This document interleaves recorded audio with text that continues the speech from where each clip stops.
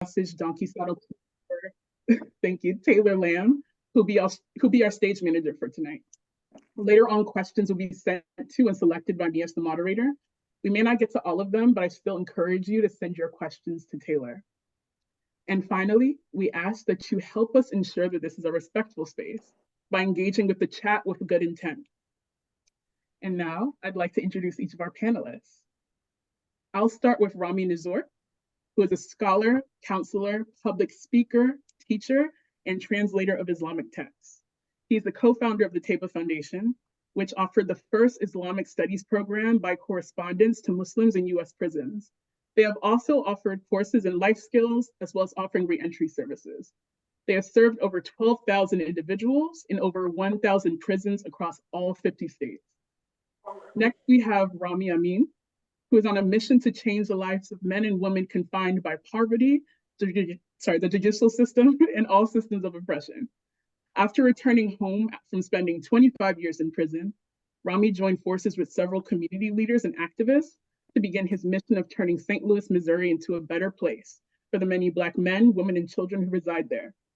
Ronnie has been an organizer with Expo St. Louis and a board member of Missouri Cure, both advocacy organizations that challenge issues and policies that adversely affect people impacted by the criminal punishment system. Next, we have Kimberly Noe-Lehenbauer. She is a staff attorney with the Council on American Islamic Relations, the National Legal Defense Fund in Washington, D.C. Her practice focuses on incarcerated rights and school bullying cases on behalf of Muslims across the country. She's also representing Qadir Clemons and the rest of the Bonterre 7 in the case that we'll be discussing tonight. Next, we have Qadir Clemons. His name given to him by his parents at birth is Reginald Clemons, but he now prefers to go by his Muslim name, which is Qadir. Qadir has been incarcerated for over 33 years and embraced Islam on August 25th, 2004. Islam has been the most powerful rehabilitation tool in his incarceration. Qadir ascribes to being an Ummah Muslim. He has spent the last decade developing a currency that would be safeguarded against corruption and would encourage good governance and human rights. Qadir Clemons is calling in from Jefferson City Correctional in Missouri and will be joining us via phone. Do let us know in the chat if you don't hear him when he speaks. Finally, we have Jen Marlowe, who's a documentary filmmaker, author, journalist, and the founder of Donkey Saddle Projects. She wrote the investigative piece, Why Were Muslim Prisoners in the US Pepper Sprayed While Praying, for Al Jazeera English, which we will also be discussing tonight.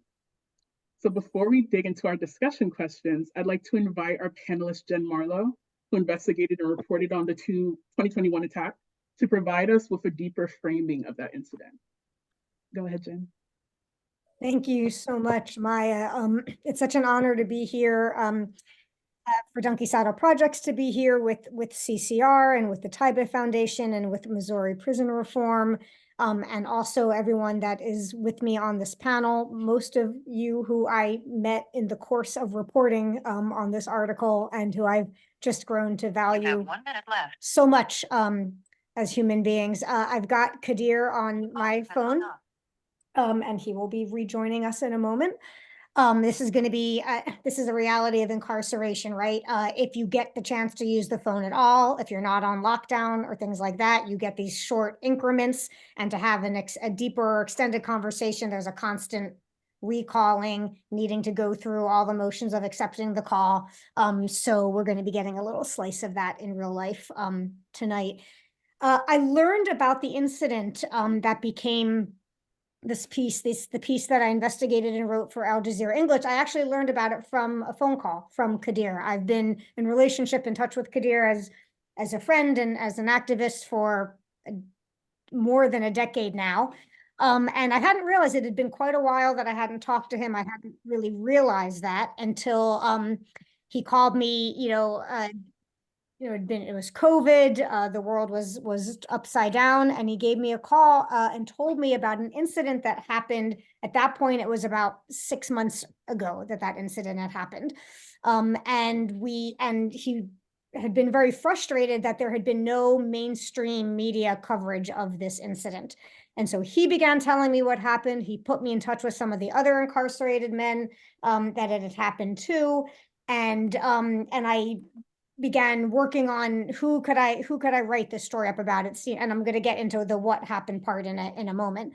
But it was so clear to me that what he was telling me about was such an absolutely jaw-dropping violation of just basic rights that all humans should be able to have, and rights that are actually supposed to be specifically protected rights for folks who are incarcerated. And not only had this horrific violation happened, but no mainstream media had picked up on it. And so ended up pitching to Al Jazeera English, ended up getting a travel grant from the Fund for Investigative Journalism, a reporting grant that allowed me to go to Missouri and really report out this incident, in which I talked to 6 of the 7 folks who had been physically assaulted, and brutalized while they were praying. About a dozen other incarcerated men who had witnessed the attack, a number of the actual guards in correctional facilities, including the lieutenant who had kicked off the events, put all these events in motion, and was able to really write a deeply researched piece. And here's Qadir coming back on the phone now. So let me get him. The Jefferson City Correctional Center. This call is from a correctional facility and may be monitored and recorded. To accept this free call, be producing. I don't know if you start the conversation now. I don't know if folks could hear all of that, but that's what you have to go through pretty much every 15 minutes when you're incarcerated and trying to have a conversation. So the details, I'm going to just go over the overview of what happened, and I think probably a number of you have read the article. But the details that I pieced together, from the eyewitness testimony, from the testimonies of the folks who were most impacted, also from correctional officers who some talked to me on the record, some off the record.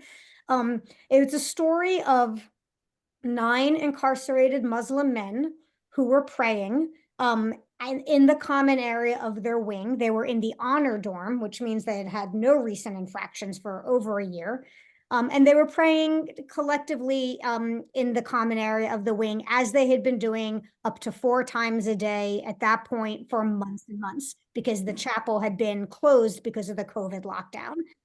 Many times they had checked in with correctional officers to check that it was all right for them to be praying together. They were always told it was fine. So on this evening, February 28th, 2021, they were praying as so many evenings before. This time, however, a lieutenant named Michelle Basham entered, ordered them to stop praying. Their deeply held religious faith dictated that they were not able to stop a prayer once it had begun. So instead of stopping praying, they tried to speed up the prayer. It's about a 5-minute prayer, and they were already halfway through. So they were trying to speed it up to get to the end, to do their best to comply. When they didn't immediately listen to her, backup came in the form of a known abusive officer and several other correctional officers who essentially charged at them, screamed at them, immediately started dousing them with pepper spray. I mean, just the descriptions we had were just people drenched and dripping with pepper spray. I mean, absolutely brutalized, dragged out in handcuffs, dragged out of the room, taken to solitary confinement, otherwise known as the hole. En route, the man who was leading the prayer, Mustafa, was further brutalized, was attacked and beaten by the guards en route to the hole, brought into the hole, where essentially they stayed for 10 days, despite the only thing that any of them had done. They were praying. This was all because they were praying. Supposedly violating a prison rule about prayer only being able to happen in the chapel, which was closed because of COVID, or in their cells. But essentially, they didn't listen to a command to stop praying immediately, and the response to that was to be absolutely brutalized and dragged into the hole. So that was the main event that happened. But as things played out, the retaliation that these men faced after they got out of the hole, and then also as they started to speak about what happened to them, all forms of retaliation that ranged from being transferred to scattered around to different prisons across the state because they had started to file grievance complaints, trying to address within the prison system, trying to seek some sort of redress for what happened to them. So they faced multiple forms of retaliation, being fired from their job, the prison jobs where they were working, their only source of income, being subjected to more brutalization, both from correctional officers as well as from other incarcerated folks. So there was a number of ways in which they were retaliated against, and much of what they told me is that that's also routine. That was one of the things that I think struck me the most in reporting the story is shocking and jaw-dropping as so many of the details were of the abuse that these men suffered for praying, a constitutionally protected right and a right that's supposed to actually be protected for folks who are incarcerated. Shocking as those details were, they actually, none of them were isolated incidents, and it fit within a larger pattern, both of abuse of Black prisoners, of Muslim prisoners, and then of course when that intersects, the Islamophobia with the anti-Black racism intersecting, makes them all the more vulnerable to that kind of mistreatment and abuse. So really, to me, what interested me most in reporting the story was not only what these 9 men suffered. 2 of the men who were praying managed to avoid the attack. So the Bunter 7 are the ones who all got taken to the hole. So not only what they suffered, but what it reveals about our prison system more widely, which just reinforced a commitment I already held, which is that we need to be abolishing those systems and replacing them with systems that are not based on creating harm.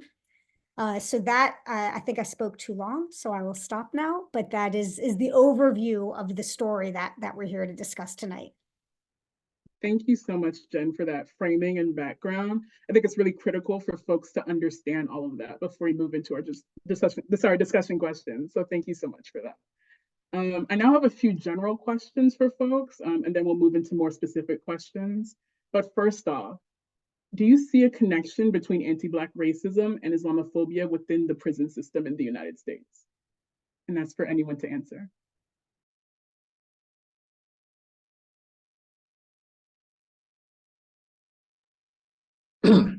Well, first I want to say thank everyone for coming. Thank the organizers of this event. And I think I can speak on behalf of people who have been impacted by the criminal justice system. I have a profound sense of appreciation that someone would take interest in a story. Oftentimes we feel overlooked and unheard because of past missteps, and we are often relegated to positions of inferiority because of something that was done in our past and not seen as human or someone who is worthy of redemption. So a lot of our complaints go unheard. A lot of our issues are ignored. So it does my heart some good. It does my heart some good, and I'm warmed by the fact that you see the humanity in the people who have been impacted by this horrific incident. And hopefully, God willing, something more beautiful can come out of it. And that is us being in relation, us being in community, us supporting one another. So I thank you all for putting on this event. But I say yes, because I think that anything that is outside of any idea of what is supposed to be correct, and correct is also often defined and described as Eurocentric cultural norms, that does not include anything outside of a Judeo-Christian mindset in terms of religion, or just outside of what others would describe as whiteness. So Black folks, as we all know, in America has been at the unfavorable side of treatment, some brutal historic treatment, and it's reflected in the criminal justice system. So a lot of times when people talk about the criminal justice system, they have this idea that it's about justice, it's about fairness, and it's about righting wrongs, where it is not. But we know that it's a tool of white supremacy.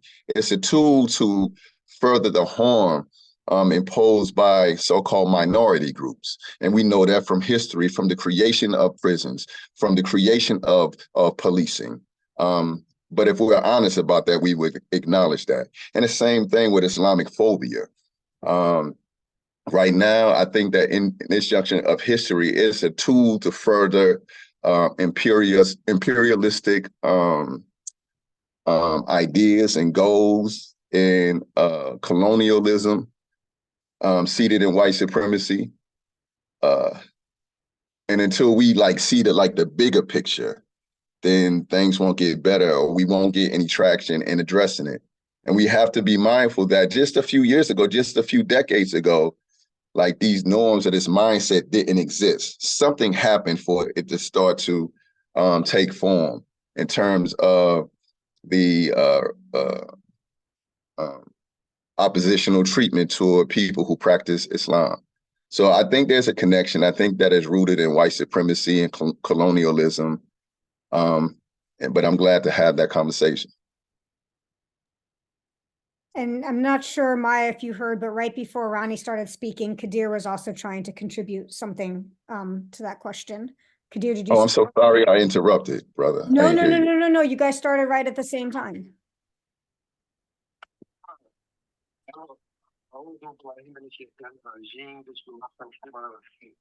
I seek refuge with Allah from the shit and reject the enemy of God, man, in the name of God, most gracious, most merciful. I would love to speak to what I've experienced in relation to racism within the prison system. It's at heart how bad it is, and a lot of people who are white supremacists are attracted to the prison system because they can live out their slave master fantasies within the confines of these walls. If we could begin to bring transparency to the prison system, I strongly believe that this case, this situation can help us to bring body cameras into this prison system and bring light to the oppressive, racist regimes that are using the prison system to perpetuate economic slavery. As a Muslim, and since I embraced Islam, it has freed my mind, it has freed my spirit from the mentality of being a slave, because it's removed from me a lot of fear, and it's removed from me a lot of character traits that society has tried to place on me. And I relate to social dynamic of African Americans when it comes to incarceration. I relate it to domestic violence. The social dynamic is a dynamic that's no different than domestic violence, where as a Black man, if I speak out against slavery, against racism, against the imbalance of the criminal justice system when it comes to Black men and rehabilitation, I understand that being a racist against racism. Islam has opened my eyes to my humanity, to love Muslim faith of all Jews. That's why I say I subscribe to being Al-Ummah Muslim, because I don't see any others that are type of Muslim from the Quran. The only thing I see is the believers, the Ummah. And the Ummah includes Muslims, Christians, Jews. So it protects me from the hatred that they use to try and manipulate me into feeling self-help. And that's one of the reasons that racist individuals who got like Muslims don't want to be Muslims, because our disposition and our attitude due to Islam, it helps to rehabilitate us. It helps us to see ourselves as men and human beings and members of a global human Great.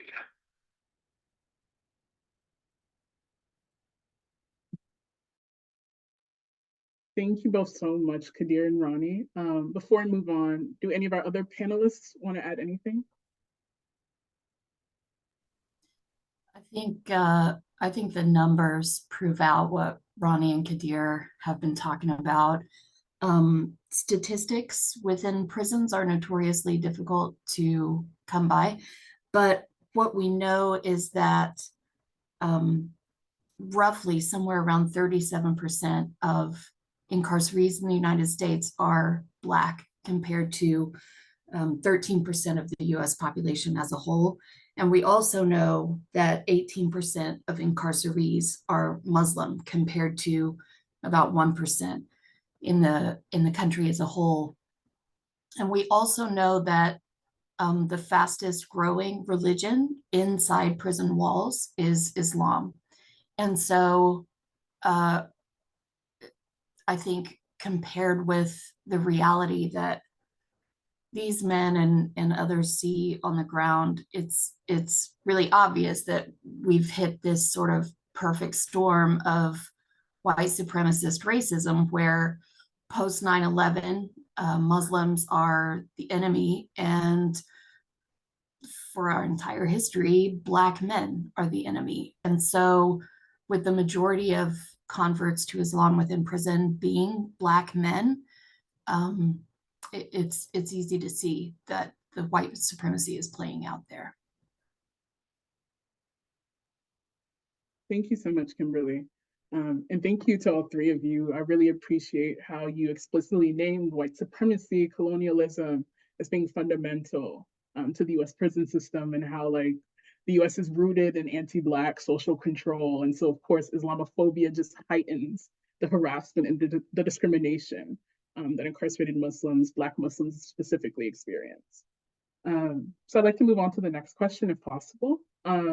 Many of the incarcerated folks that Jen spoke to for the Al Jazeera article reported a rise in white supremacy and also neo-Nazi sentiment among correctional officers in recent years. So could you speak to this rise and your thoughts on why this may be happening?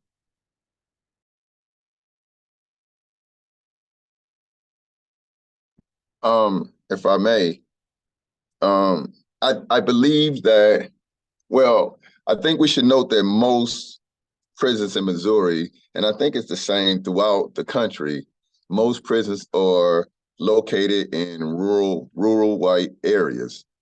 They are not urban areas. They are not areas that are populated by, heavily populated by Black folks or non-white folks. So I think this contributes to it. And a lot of times, prison guards reflect the thinking of their community. And I've seen it play out in a number of different ways. Sometimes it's just ignorance. Sometimes people just don't know. And people, we know, fear what they don't know or understand. Sometimes people have legitimate questions. Sometimes people are just ill-informed and their ignorance guides their actions. But sometimes there's something a little bit more sinister at play. We have to be brave enough as a community to name what it is and challenge it.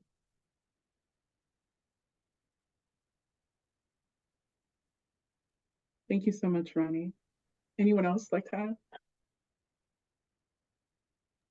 One thing that I just From a correctional facility and may be monitored and recorded. One thing that I'll just add that, came from some of the conversations I had with some of the incarcerated folks. I mean, obviously, issues of white supremacy, of anti-Blackness, of Islamophobia far predate any particular administration, right? So I'm not trying to suggest that everything is pinned on any particular president, but one of Rajul, one of the men who had been part of the Bantar 7, said that he really noticed a sharp rise in this after the election of Trump, that there was something in the Trump administration that emboldened sentiments that were already there. And again, not to say that all these were new problems in the Trump administration, these have existed, but that there was an emboldening that happened, and a taking the gloves off, and the no longer needing to even try to mask it.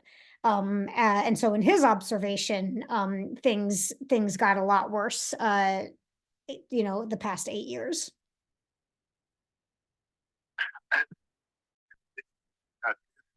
To add to that, I noticed that this was right after the National Republican Convention in Florida, February 28th, 2021. It was not too long after Donald Trump had the National Republican Convention down in Florida, and it was highly racially charged, the atmosphere. And Trump has definitely stoked the flames of the Proud Boys and the Oath Keepers, and a lot of people who are where the flags don't tread on me. There's been an epidemic of those flags in the Department of Correction.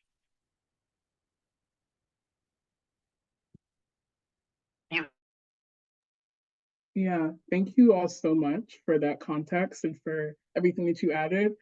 I feel like I had an idea, but didn't really understand that the majority of those facilities are in white rural areas and what that means. It feels very intentional when we know that the prison system targets Black and Brown people in particular to put them in these white rural areas. And also adding that, of course, Trump sort of heightened and like exasperated that sort of white nationalist sentiment. So I really appreciate you all. And in terms of our next question, I would love to know if you all could speak to the misconception of incarcerated Muslim communities being viewed as gangs by our prison officials. And also Kim and Qadir, to you both in particular, why is this misconception being explored in the lawsuit?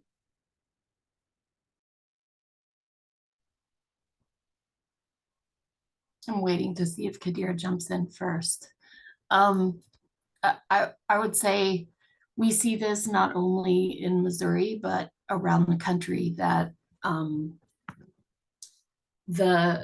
almost all facilities, it seems like all prison systems automatically label Muslim groups as gangs. And I think it goes back to the first question you asked, which is, what part does white supremacy play? And also back to Ronnie's original comments, that the entire incarceral system, as we know, is disproportionately overrepresented.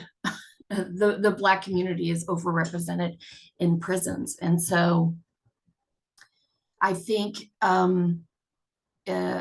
maybe partly as a function of racism, I think that's the root of it. But I think also because of the huge growth in the Muslim population inside prisons, and the fact that that's coming mostly from the Black community, it just makes it really easy for them to say, they might not really be religious. They're probably just gathering so they can all get together and pass contraband, or, whatever the case may be. We see examples of incarcerees not being allowed to wear kufis, which is a religious head covering for a Muslim man. And sometimes the reason for that, stated even in the policy, is that it can be a symbol of gang membership, and it's taken to a ridiculous extreme. I wanted to add, yes. So for me, what I think also contributes to it is, number one, as Kimberly stated, that it's very convenient for administration and staff to categorize the unfavorable group as a gang to justify your treatment toward them later on. Common textbook strategy. But it's important for me to say that I know what Islam had done for me, what my faith had done for me. And what my faith has done for me is not only have my faith inwardly, but there has to be an outwardly practice. And so for the Muslim community, let me say that our faith influences how we engage with one another, how we treat one another, not only one another, but how we treat people around us. So for the Muslim community, we're like a family. We are a brotherhood. We're going to support and help one another regardless.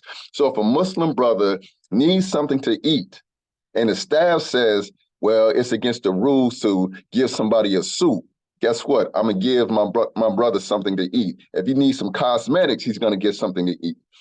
Get some cosmetics. And if his life is in danger, I'm going to stand up and I'm going to support him.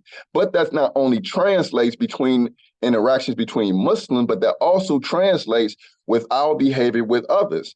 Because we have stood up to protect people, whether they were Muslim or not, and we function as a body to stand up and establish justice in whatever community we are. So whether it could be north side of St. Louis or on the prison block, we're going to stand up for what is right. And oftentimes that is translated as gang mentality or gang behavior when it's not. We are just people who are moved by our faith. So there's no one who would be sexually assaulted on our watch that we are aware of that we're not going to act. There's no one who's going to go hungry that we are aware of, and we have the ability to impact somebody's life in a significant way. There's no way we're going to sit by and allow injustice to happen, whether it's committed by another inmate or prison officials. We're always moved by our faith. And that's been the same no matter what prison I'm in, no matter what Muslim community I'm in. If we are guided by faith, our faith is going to be demonstrated in our actions. And it's very convenient for somebody to say that's gang behavior. Nah, we just people who are guided to the right conduct as we know it to be. Thank you, Kimberly and Ronnie. Rami, I'm wondering if you want to add something. I think you came off mute for a second. Yes, can you hear me all? Apologize, I'm moving right now in the car. Okay, so what I wanted to say is that from my experience in working with Muslims and other people in the prisons and the prison administration looking at Muslims as gangs, in addition to all those wonderful points that Ronnie had mentioned, the other thing that they're also fearful of is the structure that the Muslims operate on. So, for example, if a Muslim moves from one facility to another facility, he might not know anybody at that other prison, but as soon as he hits the yard, he says, where's the Muslims and who's the emir? And he knows where to fit in, who's going to be leading the prayers, who's going to be leading the taleems, who's going to be conducting the affairs of the Baitul Mal, the Muslim treasury, like Ronnie said, to help out people with food, basic cosmetics. They don't offer the toothpaste or deodorant. So when he's talking about cosmetics, it's the just basics of what you need to operate on a daily basis. And so when the prison sees that type of structure, they fear it. And the only frame of reference that they have for that, they said, oh, this is basically a gang, because a gang has a shot collar at the top, and then he has foot soldiers down towards the bottom, and then they look at the Muslim and say, he's got an emir, and they got people who will listen to the Muslim as the emir meaning the leader. But really what it is, it's a organized, and that the prison treats the Muslims as a gang in this situation because of their community organization, is that they don't apply the same term to the Christians who operate not in an exact same fashion, but if the Christians on a yard or in an area, if they have a dormitory, like in some facilities in the Texas Department of Justice, they will organize, they will have an entire unit to themselves, and the Jewish prisoners as well, but they won't refer to the Jewish prisoners or the Christian prisoners as a gang. That's just a faith-based community. Whereas when they're looking at the Muslims, oh, that's a gang. And another thing that happens is, just like like Ronnie mentioned, that they use the term gang to make it easier for them to do their injustice on the Muslims at that facility. It's the same way that invading forces, as soon as they go into a country, they give nicknames to the people that they're occupying to dehumanize them and to make their oppression that much easier. So there's a lot of factors at play. I want to mention another thing too about the white supremacists in the rural area, is that especially in California, they put prisons in rural areas because the land is cheap, the labor is cheap, and most importantly, the people in those areas aren't going to protest. Whereas prisoners, for example, located here in the Bay Area, like San Quentin, if something happens and they reach out to people, people will show up on the door of the prison. And so there's not as much, compared to other prisons, there's not as much injustice that's happening in those prisons that have people who can come and advocate, even if it's as simple as making a phone call. So the work that you're doing, Jen, as a journalist, the work that everybody here is doing to just let the prison administration know that there are people on the outside who care about the inside, it has a deep and lasting and far-reaching. Thank you, Rami. Would anyone else like to add anything? Well, I'll add one thing, but it's actually from Rami. It's from Rami. When we were interviewing for the article, just I remember one thing you said that struck me is, talking about that organizational structure that Muslim communities have in prison, and that the prisons are happy to utilize that structure when it benefits them, right? They're happy they're happy to use that structure to keep order, to get information, work with the leader of the Islamic community when it benefits them. But then, of course, all of a sudden, when they don't, like in this incident, when the group of folks praying, and this again is, I'm paraphrasing what Rami said to me in the interview, when they're not going to obey how we see the letter of the law, meaning we being the correctional officers, we're going to consider you a gang and we're going to pepper spray you, even though we're going to utilize the structure that you have, to make our job easier in other situations. So they play it both ways, you can say. Thank you so much, Jen. I'd like to move on to more specific questions for each of you, and I'd like to start with Qadir if possible.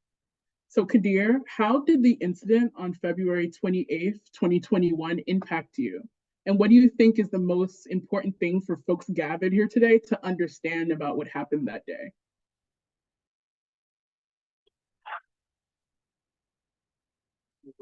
Thank you for asking. The way that it impacted me, it cut to the core of my being because it made me question not my faith in Islam or the truth of the Quran as brought by Prophet Muhammad, peace and blessings be upon him. It made me question the humanity of the people running the system. It made me question who I can trust. And that's why I thank Care, I thank Tabor, I thank Gene Marlowe, I thank Al Jazeera, I thank Care, and everyone who has contributed to helping to reaffirm my faith in humanity, because kindness is everything. And it's the unbreakable spirit of the Muslim that they hate. I can't understand for the life of me why were the people who were supposed to be helping me fighting so hard to destroy me and break me. And I still experienced that, and they retaliated against me and transferred me to the center of Missouri and central Missouri to J222. And I haven't seen a family in 2 years. It's hard to deal with sometimes, but I thought that the prison system and administration would do more to protect Muslims. But it has reaffirmed my faith in Islam and in the Ummah, the community of believers, Muslims, Christians, and Jews, because a lot of Christians who witnessed this and heard about it, they were hurt. And a lot of Jews that heard about it that are incarcerated, they were hurt. So it affirmed my humanity in some ways. But it made me question a lot of things when it comes to the administration. That's how it's impacted me. And I would like to know what ideas people in society have about fixing this.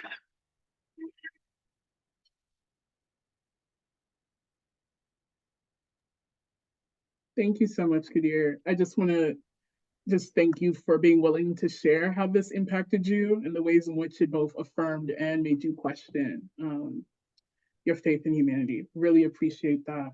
And also, I would like to ask that, as previously mentioned, there's an active lawsuit in response to the brutality that you and others experienced. What is it that you are wanting out of this lawsuit? This call is from a correctional facility and may be monitored and recorded. I would like there to be an Islamic specific policy. I would like there to be a Jewish specific policy and a Christian specific policy instead of a generalized policy of what our particular religious needs are. And I would like there to be body cameras placed on all the corrections officers so that the evidence won't get lost anymore whenever these things happen. And people can be held to account, and it'll cut down on the amount of people who become victimized like this. Thank you so much, Qadir. Those are very clear recommendations. Really appreciate your response. If I could pivot to Ronnie, I would love to ask, in the Al Jazeera article, you said, quote, "Because we're prisoners, our lives are not valued. Add the racial element and it gets even worse." Could you expand upon what you meant by that? You're muted. You're still on mute, Ronnie. Thank you. Sorry about that. As I have mentioned earlier, oftentimes people in society tend to lean toward dehumanizing people who may have made a mistake or a misstep in their life. And part of that is intentional to justify, locking people up for extended periods of time and basically exploiting their lives, shipping them off to these rural prisons and actually utilizing their bodies as ways to generate revenue for a community. That's an element that's not often talked about. But yeah, so when we go into the prison systems, people's general attitude is like, all right, they committed a crime. That's what they get. That is until some of these same people may make a mistake, or their family members make a mistake, or someone whom they love makes a mistake. We live in America, the so-called land of second chances, right? And yet the attitude is not extended to people who may have just had made a poor decision. And we often we talk about crime and harm, but we never talk about the conditions that contribute to crime and harm. So it's just easy to just place these labels on people, man, and just not treat people as human beings. So, but then the fact that, we're Black, and we know the history with America, there's not much needed to expound upon that. And then the fact that we're Muslim. So it's this perfect concoction that enables people to dehumanize people and justify their own ignorance and poor behavior. So did I answer your question? I'm sorry. You Sometimes absolutely did. I get off into rambling. No, that wasn't rambling at all. Thank you. I have one other question. You touched upon this a bit at the beginning of our conversation, but I'm wondering if you could speak to that previous expansion of religious rights for incarcerated Muslims in the United States, and also how those rights that were fought for have been rolled back since the 1990s. Yeah, so I was incarcerated. I was locked up at 19 years old. And throughout my incarceration, I was fortunate to make a transition early on in terms of my thinking and what type of man that I wanted to show up in the world as. So this process of maturation and growth began, and part of that was due to my conversion to Islam, and how the Muslims poured into me, the Muslim community. And I remember the former years of my incarceration, there were a lot of liberties for Muslims, and there were liberties that were gained through the striving and fighting of Muslims going through the legal system. But over time, I've seen an erosion of those rights. And first, it starts out with attitudes of individuals, then the crafting of policies that ignore the laws that have been established. And just to get administrations to do right, there's still like this huge fight when it's like in black and white. And then there's a process to change laws.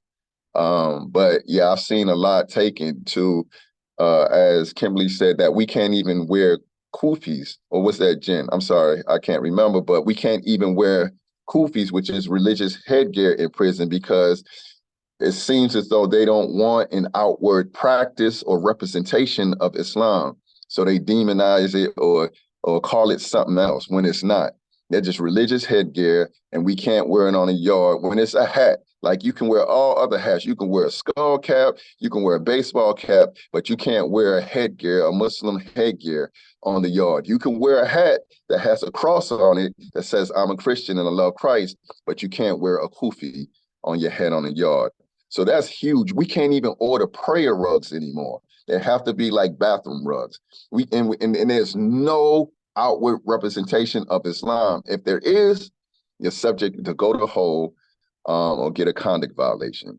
That's crazy. That's absolutely crazy. And me, myself, I've also experienced some other stuff like blatant. Like all of the religious services are supposed to get the same amount of time for their programming. And I was in an institution who cut all of the Muslim programming in half, but kept the Protestant Christian services intact. And that was for a while. That happened until we had a change in chaplains. And the new chaplain came on and said, what is this? Oh, no, y'all not about to subject me to no law, so let me fix this, and corrected it. But we've seen all types of representations of those hard-fought laws being rolled back, from the practice of Ramadan fast to outward representation in our garb and how we pray. We're here because someone was maced on a yard praying. Let that sink in. They wasn't stabbing no one. They wasn't committing crimes. They weren't engaged in a criminal behavior that may have got them there. They were praying, and yet they were criminalized for that. That should speak volumes to how much things have changed and how much worse things have gotten for Muslim prisons. Thank you so much, Ronnie. I feel like you just hit the nail on the head in the ways in which we're talking about just blatant Islamophobia and just blatant discrimination against incarcerated Muslims. Kimberly, I would love to ask you a question. What is CARE's hope for this lawsuit?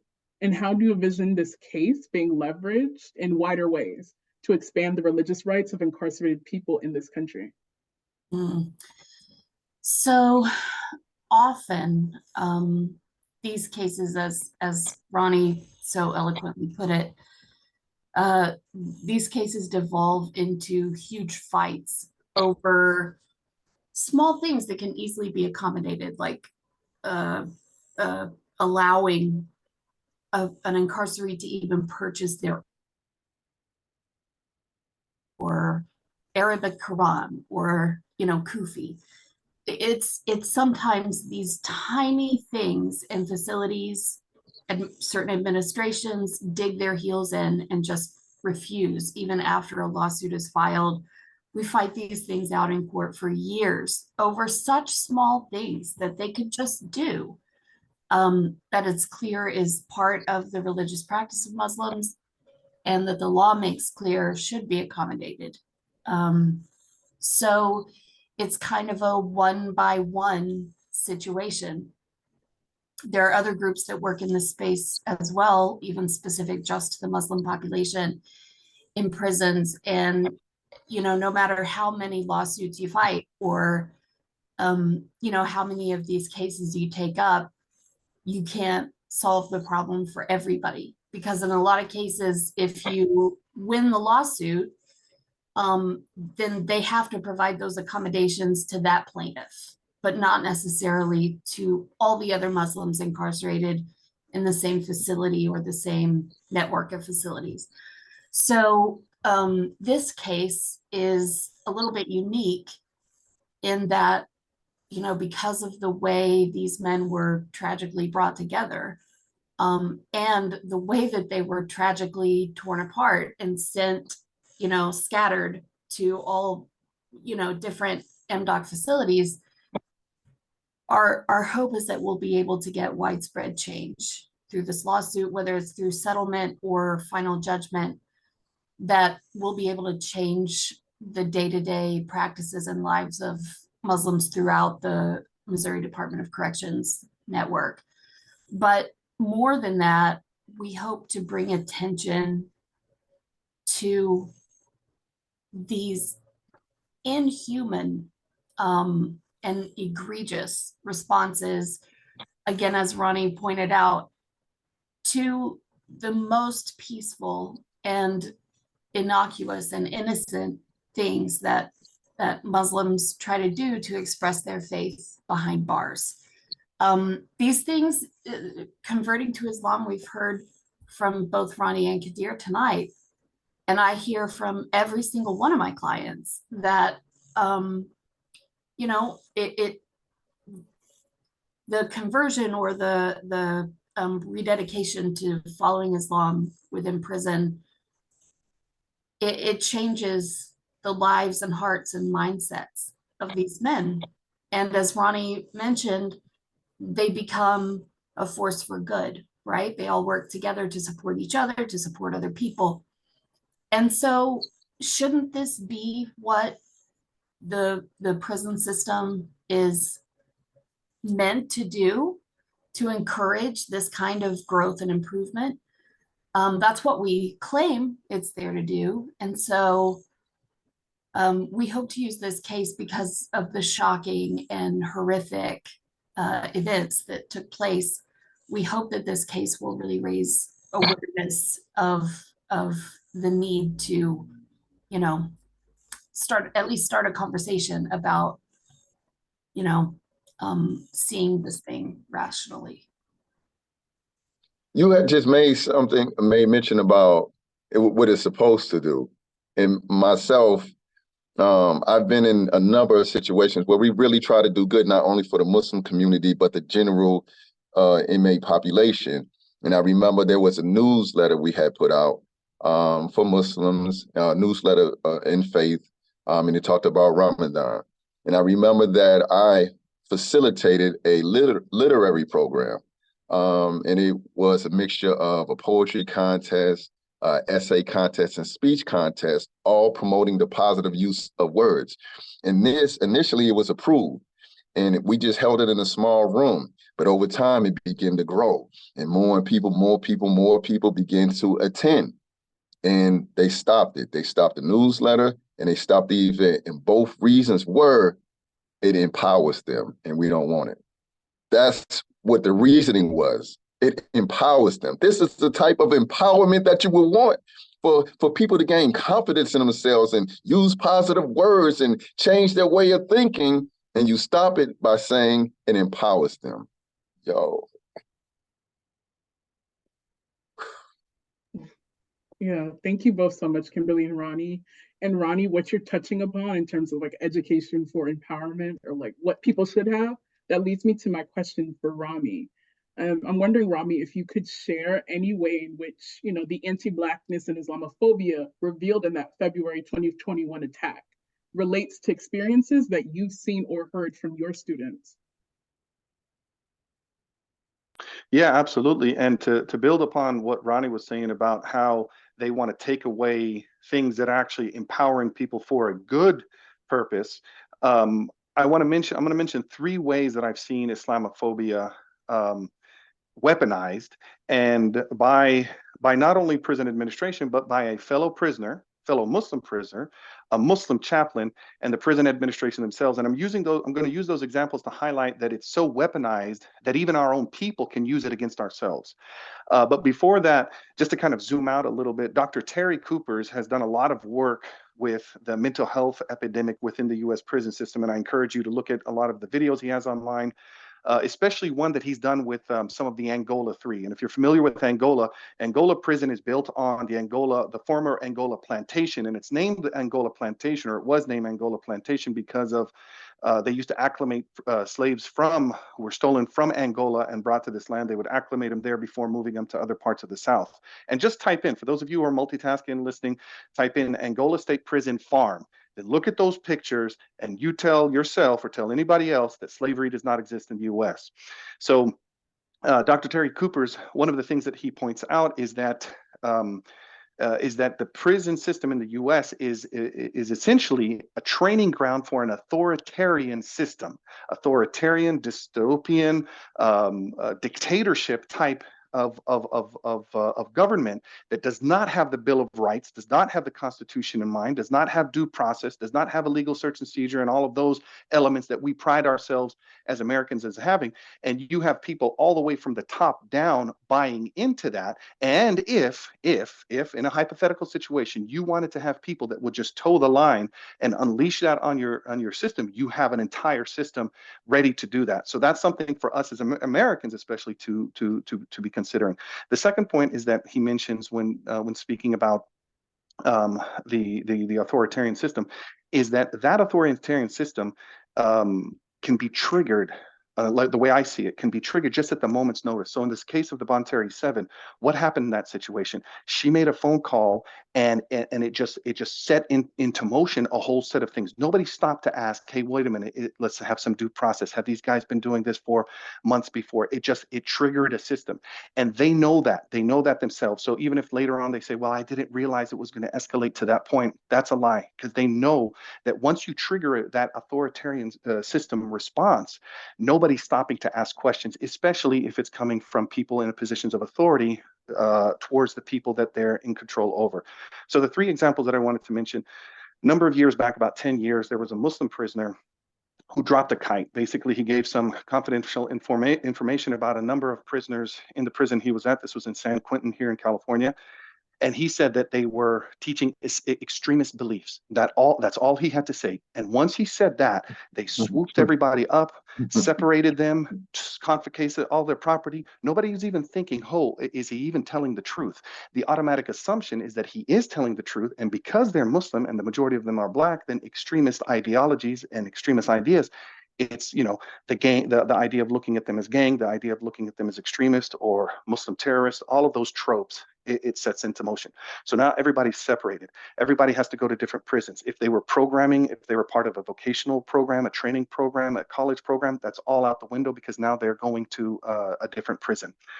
And then that now comes back to haunt all of those people who were named in that CI information when they go up for parole, because now that CI information is cited in their reason for denial, and they did that.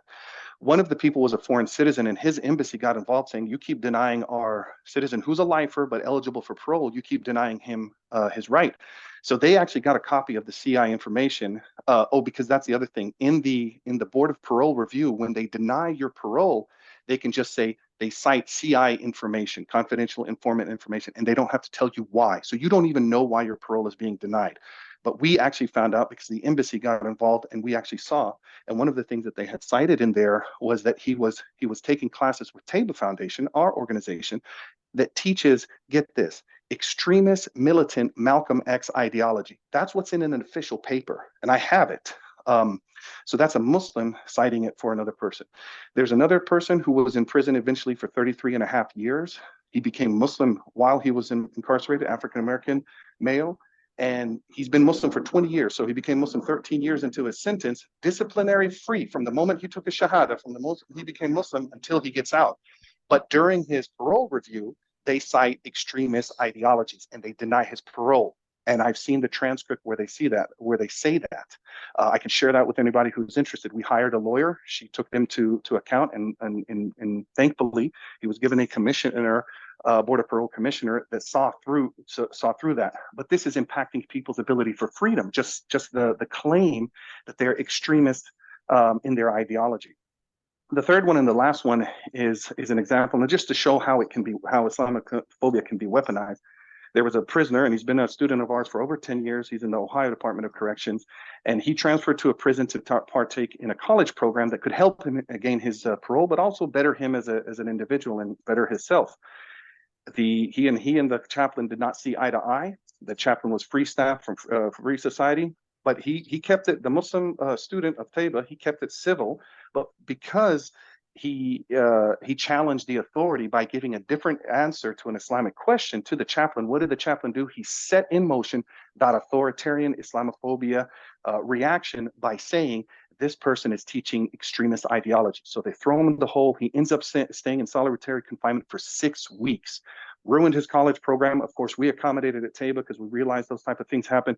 This brother told me that somebody stabbed another prisoner and only spent 30 days in solitary confinement while he was there. And there's a claim that he's an extremist, a holder of extremist ideology, and he spends 6 weeks in prison. So it's definitely a reality. We see it all the time.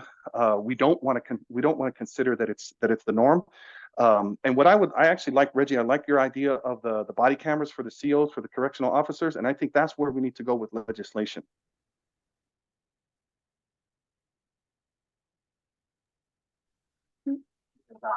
I think that legislation will serve as a strong deterrent against the guards and staff members who hate prisoners or are anti-prisoners and who are pro-slavery and pro-racism. Right? There was a conference called Educating the Generation that was held by the BOP, the Bureau of Prisons, back in 1962, I believe it was. And a lot of things that they mapped out, parallel the Willie Lynch letter, for anybody that's familiar with Willie Lynch letter, Beginning of a Slave. So a lot of things in the social dynamic of the prison system is rooted in slavery. And everything from the racism, from making peace and to the racism and oppression of the system. You are considered a lot of things, you considered an extremist, considered as somebody who cannot be rehabilitated, and they put these things in your file. All these positive attributes that you return to develop become negative, and they say that you manipulate the system when you stay out of trouble and start educating yourself and beyond the norms of what it is they want you to do. They want us to justify their abuse of us. And I would like to point out is how Islam has helped me take accountability for my actions. Islam has helped me to be honest with myself and to operate on proof and evidence. I try not to operate off of my opinion. That's to be fair to both believers and disbelievers in all my dealings. And it is these things that scare these people who get to make money off of us and impoverish us. And we are not allowed to express the beauty that God put in all of us and express the gift that God has put in all of us. I've been working on an economic system that could quite possibly change the world. And I've also been working on transportation infrastructure that could reduce our energy use from transporting goods from one place to another. But I cannot do and give this to the world because of the racism and the oppression of me as a Black man and as a Muslim. I thought the prison system was not for keep other people.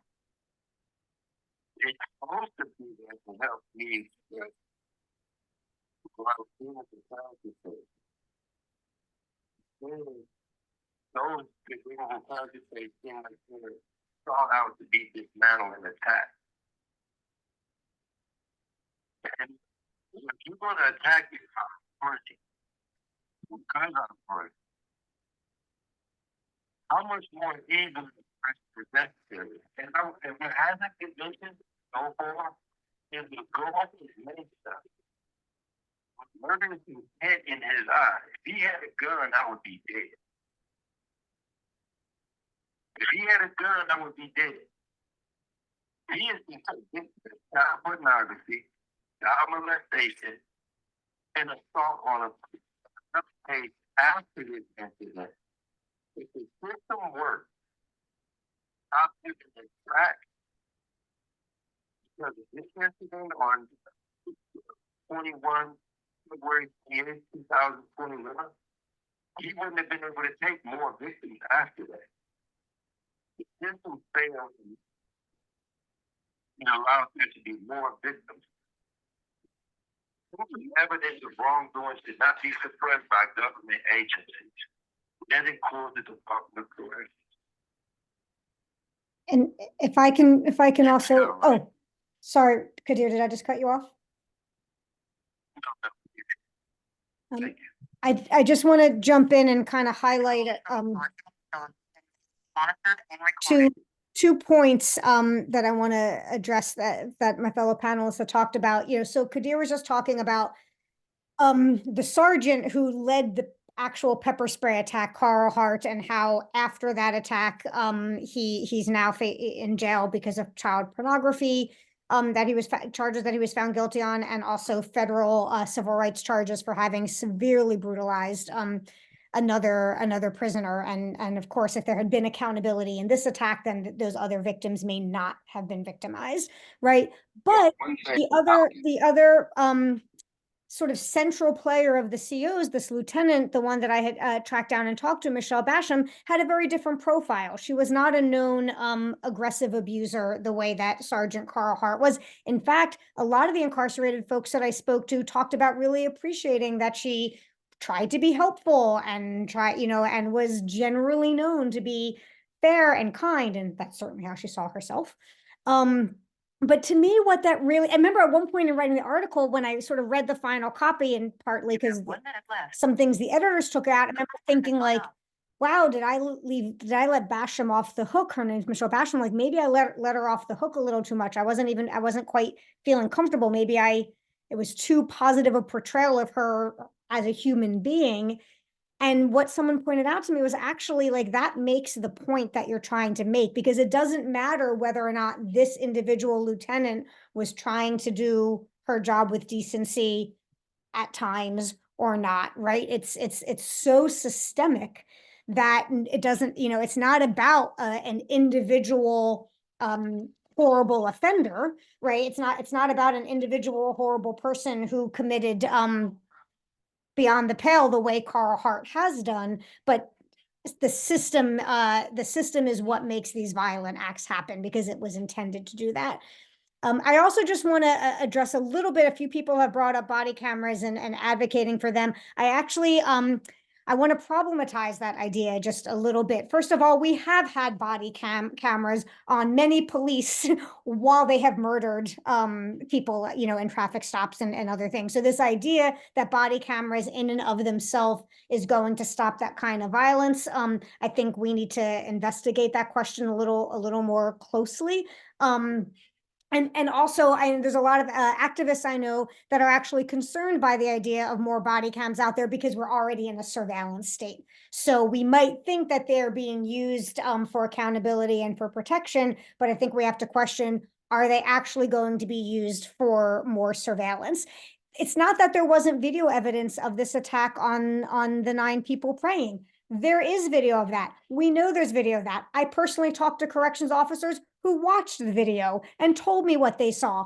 The state of Missouri has has possibly destroyed or buried or at least made unavailable that video. In the lawsuit, in the discovery process, we'll find out hopefully whether the video still exists or was destroyed or not. But this idea, I think that if only there was more evidence that these abuses would stop. I think as long as the system that is constructed is one that is meant to perpetrate harm and control and dominance, we will continue to see that happen. And we might be able to tweak it and here and there, but we have to dismantle it, I think, to actually make that kind of progress. Thank you so much, Jen. Really appreciate your thoughts. And I feel like before we open it up to the audience Q&A, I would love to offer Qadir and or Ronnie sort of the last word for this discussion section as folks who have been most directly impacted by the prison system. I'm wondering, what ripple effects do you hope attendees will bring out into the world after tonight's conversation?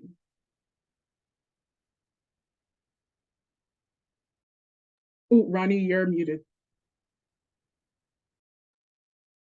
I said I was trying to say that I'll let Qadir go first. I was trying to get Qadir back on the line, so he doesn't even know anything, right? I've got to update him. So you go ahead. Right. So I think awareness is important. I think awareness is crucial. A lot of times we don't know that things are happening that kind of question our values or the functioning of our governance, the people who are supposed to protect us. But sometimes things change from awareness. So I hope that the awareness of what's being shared tonight would encourage us to not only be involved, but to work to kind of transform our criminal. I'm trying to get away from saying justice because it's not about justice, but for the lack of a better term, our criminal punishment system. Yes, to do what is necessary to transform our criminal punishment system. That often means engage with our public and elected officials to properly represent the interests of the people. That means sometimes engaging with people who are incarcerated. If you have a family member or you know someone who's incarcerated, engage with them. Engage with someone you don't know who is incarcerated, because we have to remember that these people were from our community and returning back to our community.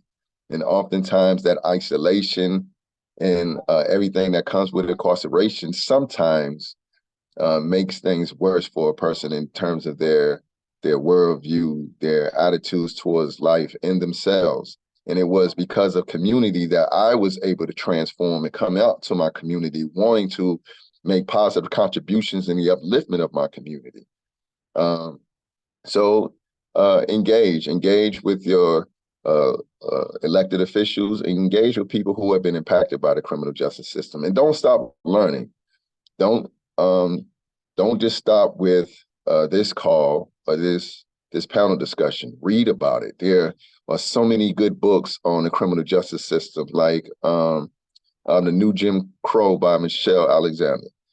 It's a phenomenal piece of work, and there are others. But be informed, be aware, and allow your awareness to guide your steps. So that's what I am hoping for from this meeting. Thank you, Ronnie. I believe Qadir is back now. So I would love to ask you, Qadir, as someone who's been most directly impacted, what ripple effects do you hope attendees will bring out into the world after tonight's conversation?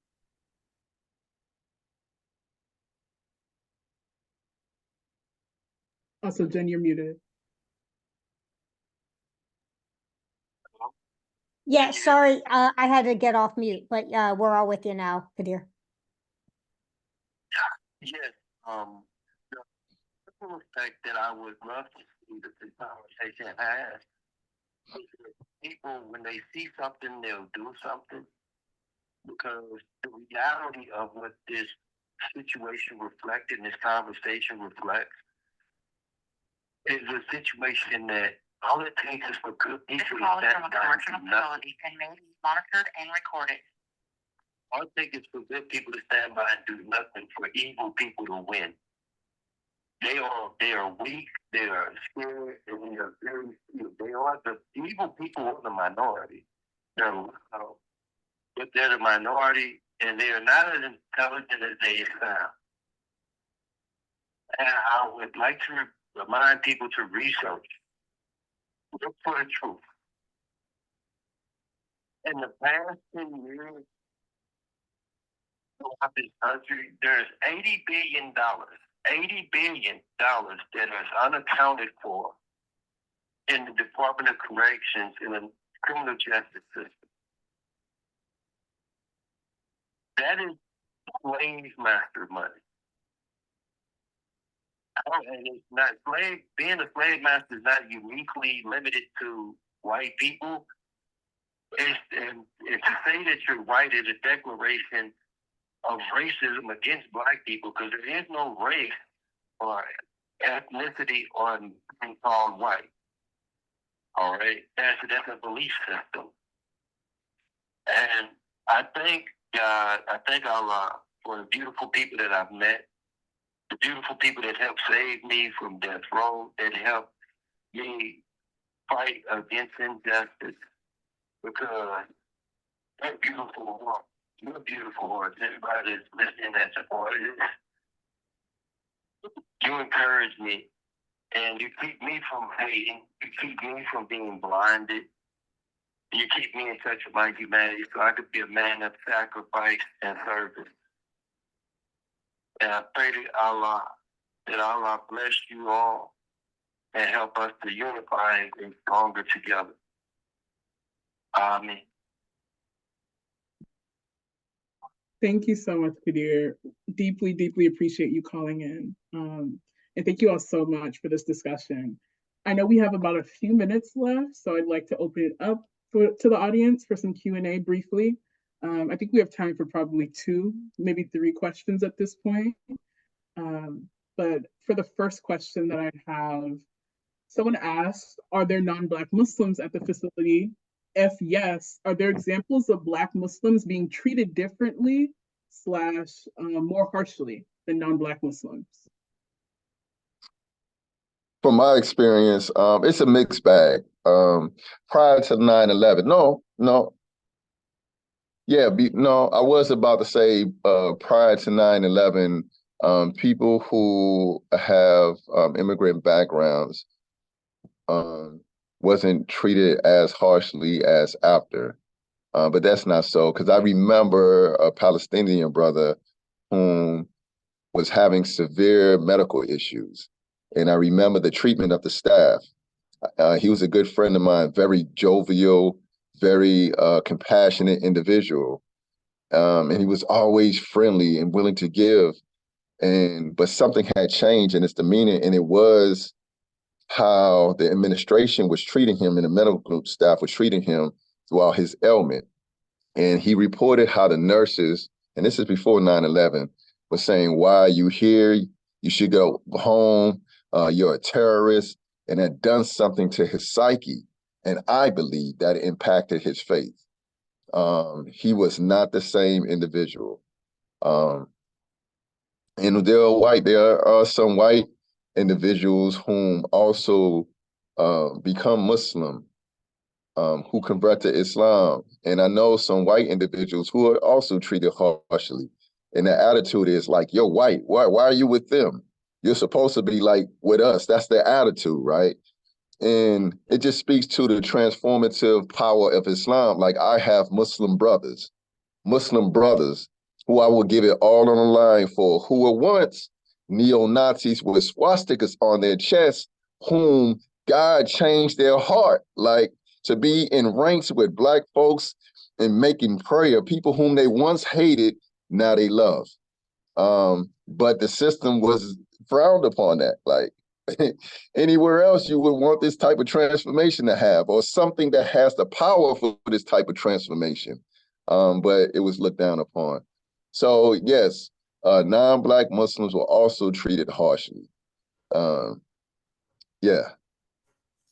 I will add that in this particular case, we have a stark example of that, where one of the 9 who were originally praying was a white guy, the only white guy in the group. And as they were taking everybody into custody and spraying everybody, a guard went to him first and said, "Let's get you out of here before you get sprayed." Wow. Yeah. Wow. So it is significant for sure. And I'd like to say that I'd just like to add that this is how transformative Islam is for the hearts of many. There was a white supremacist serial killer named Joseph Franklin. Some people might be familiar with his case. He's the one that has said had shot Barry Flint. And he was on death row at Potosi Correctional Center. And over time, he ended up embracing Islam and taking his shahada.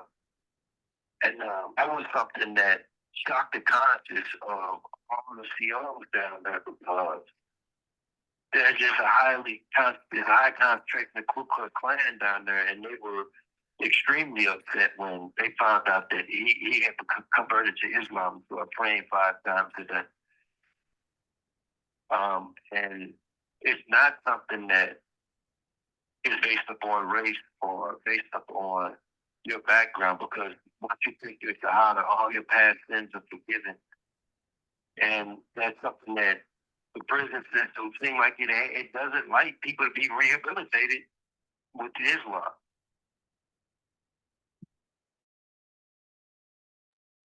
Yeah, thank you both so much for those answers, or all three of you actually. I really appreciated that. I think we have one last question I can ask before we close. I think this might be for Donkey Settle in particular. Have you thought about having this meeting again in the near future with the same or different topics? Thank you for that question. Our interest is in having the reporting and the article, which is based on what Qadir went through, and which is emblematic of what so many incarcerated folks go through. Like, we want this to have as wide and deep an impact as possible. So the article was one way to do that. This conversation is another way. We're very much hoping that all of you will take what you learned tonight and deepen your knowledge first and foremost, and then spread that knowledge. And we definitely would like to have more of these kinds of conversations, and hopefully ones that will be in person. Like Ronnie, I'm hoping that we'll be able to do some things in Missouri, maybe have an event in St. Louis, and I will be for sure hitting you up. So yeah, our goal with our work is that it's used for both political education, but then also for change. And so we look forward to partnering with all of you in that. Thanks, Jen. And I also like to say thank you again to our panelists. This was such a brilliant conversation, and I hope everyone enjoyed it as much as I did. And also for our audience, you'll be able to find a recording of this conversation on Donkey Saddle Project's website within the next few days.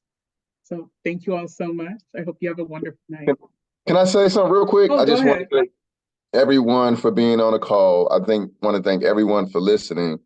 And I'm so appreciative when people show up in these types of forums to just learn something new, learn something different, or just find ways in which we can get involved and then tap into our humanity and acknowledge the humanity of others. So I appreciate you all for spending your time here. I know you could have been doing something else, but it just like Qadir, it does something, it affirms my belief in humanity and in community. So thank you all for spending time with us today. And I'd just like to make a quick note, really quick, that I put CARE's contact information in the chat. If any of you know or have Muslim incarcerees in your lives whose accommodation requests are being denied or rights are being violated, in hopefully not as badly as Qadir's were, our contact information is there. You can fill out a complaint and we'll follow up with your incarceree. We will also be sending out an email in the next day or two that has all of the organizational information for all of the co-sponsors. So we'll make sure that's included in that, Kim, and it'll also have the YouTube link for the video so that you can spread it to folks you think would benefit from this conversation, but we're not able to be here tonight. Thanks all. It was great chatting with you. Hope everyone has a great night. Have a safe and wonderful night, everyone. Assalamu alaikum. Be safe. Have a beautiful night.